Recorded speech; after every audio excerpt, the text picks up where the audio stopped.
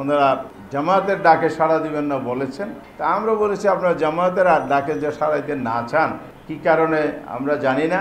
কারণ যাই হোক না কেন, এটা অতীতই রাজনীতি একটা ব্যাড কালচার ছিল, একদল ডাকলে আরেকদল আসে না, কখনো আবার একসাথে আলোচনা হয় প্রকাশ্যে অথবা আনঅফিসিয়ালি হয়। কিন্তু এবার ওনারা প্রকাশ্যে এটা বলে দিলেন যে আমরা জামাতের সাথে বসবো না, ভালো কথা। তা আমরাও প্রকাশ্যে বলে দিলাম যে আপনারা ডাকেন আমরা যাব। তো ওনারা সেই ডাকটা দিতে পারেন না। বিএনপির কথাই বলবো, আমরা সমাধানে পৌঁছার জন্য ঐক্যমত্য কমিশনের এই আদেশ জারি এবং সুপারিশ বাস্তবায়নের জন্য আশা করেছিলাম সবাই এগিয়ে আসবে, যেহেতু আমরা সবাই মিলে ঐক্যমত্য কমিশনে এই সনদটা রচনা করে স্বাক্ষর করেছিলাম 17 অক্টোবর, আপনাদের মনে থাকার কথা। কিন্তু বাস্তবায়ন আদেশ এবং জুলাই সনদ সম্পূর্ণ দুটি পার্ট। জুলাই সনদে আছে হলো 84টা বিষয় অঙ্গীকারনামা, তারপর স্বাক্ষর হয়ে গেছে।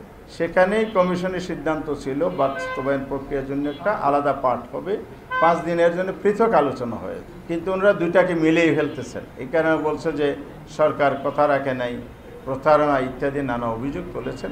আমরা এখানে বলতে চাই একেবারে সুস্পষ্ট, যেটা স্বাক্ষরিত জুলাই সনদ এটা কিন্তু বাস্তবায়ন প্রক্রিয়ার পার্ট ছিল না। এই সেপারেট বিষয়টা যখন প্রকাশিত হলো তখনই ওনারা একটা ভিন্ন মত পোষণ করা অথবা কমিশনের যে সিদ্ধান্ত ছিল আর বিপরীত অবস্থান ওরা নিয়ে নিল। তাহলে আমরা 9 মাস যে কাজ সবাই মিলে করলাম সেখানেও দীর্ঘসূত্রিত ওনাদের কারণে হয়েছে। আজকে আবার বাস্তবায়নের একটা জটিলতা তৈরি হচ্ছে। সেই জন্য আমরা আহ্বান জানিয়েছিলাম বসে আলোচনা করার জন্য, সে আলোচনায় ওনারা সাড়া দেন নাই এবং ওনারা জামায়াতের ডাকে সাড়া দিবেন না বলেছেন। তা আমরা বলেছি আপনারা জামায়াতের আর ডাকে যে সাড়া দিতে না চান, কি কারণে আমরা জানি না। কারণ যাই হোক না কেন, এটা অতীতই রাজনীতি একটা ব্যাড কালচার ছিল, একদল ডাকলে আরেকদল আসে না, কখনো আবার একসাথে আলোচনা হয় প্রকাশ্যে অথবা আনঅফিসিয়ালি হয়। কিন্তু এবার ওনারা প্রকাশ্যে এটা বলে দিলেন যে আমরা জামাতের সাথে বসবো না, ভালো কথা। তা আমরাও প্রকাশ্যে বলে দিলাম যে আপনারা ডাকেন আমরা যাব।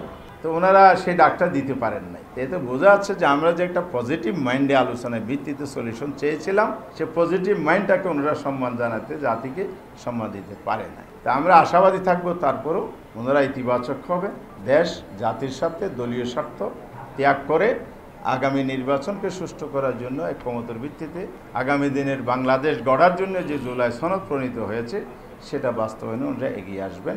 সেই জন্য আমাদের অন্যান্য দলগুলোকে আমরা একইভাবে আহ্বান জানাচ্ছি, আলোচনা আমরা চালিয়ে যাচ্ছি।